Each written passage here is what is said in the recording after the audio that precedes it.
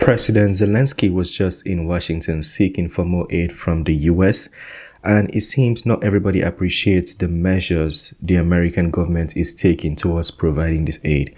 In this video, we're going to be checking out Speaker Johnson. Basically, he's going to be slamming the Biden government a little bit, but we'll check it out anyways. Let's get to it. Thank you all for being here. Just had a good meeting with President Zelenskyy. I reiterated to him that we stand with him and against Putin's brutal invasion. The American people stand for freedom, and they're on the right side of this fight. I have asked the White House since the day that I was handed the gavel as Speaker for clarity. We need a clear articulation of the strategy to allow Ukraine to win.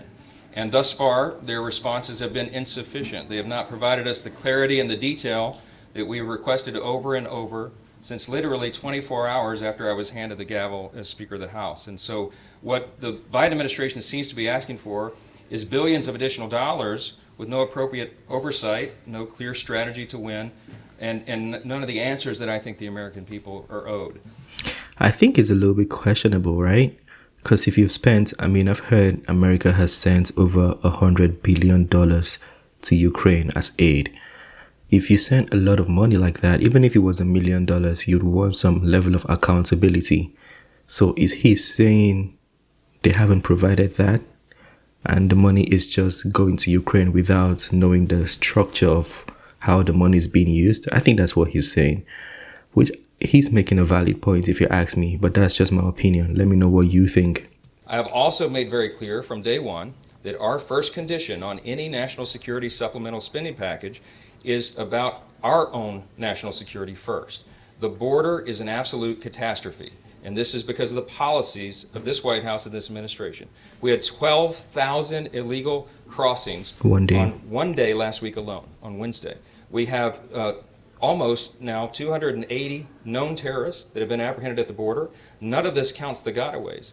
If you add the numbers up, it's almost 7 million people who have been encountered at the border just since President Biden took office, and at least 2 million gotaways. This is twice the population of my state of Louisiana. Fentanyl is the leading cause of death for Americans age 18 to 49 in this country. Fentanyl poisoning because it's allowed over the border. We have human trafficking and all the other terrible things. In the last 3 months, October, November, December alone, we've had more illegal crossings at the border than in any entire year during the Obama administration.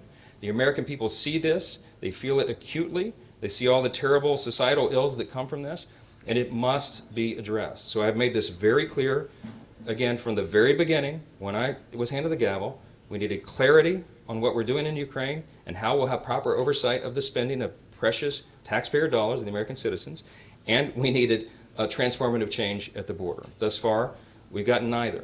The Senate has been MIA on this. The House passed H.R. 2 6 months ago, more than 6 months ago.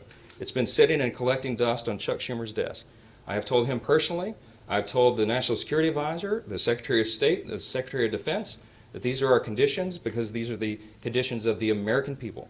And we are resolute on that. It is not the House's issue right now. The issue is with the White House and the Senate. And I implore them to do their job because the time is urgent and we do want to do the right thing here. With that, he doesn't want to take any questions. Yeah, I think he has made a valid point. I saw a list of the budgets that were, I don't know if this is like a real budget or if it's been approved, but I saw the budget somewhere. I think I might have read it or I might have seen it in a video. Looking at those numbers, you can tell the priority, So as I'm going to throw this question, assuming the numbers I saw were correct, do you think the priority is well outlined according to the budget?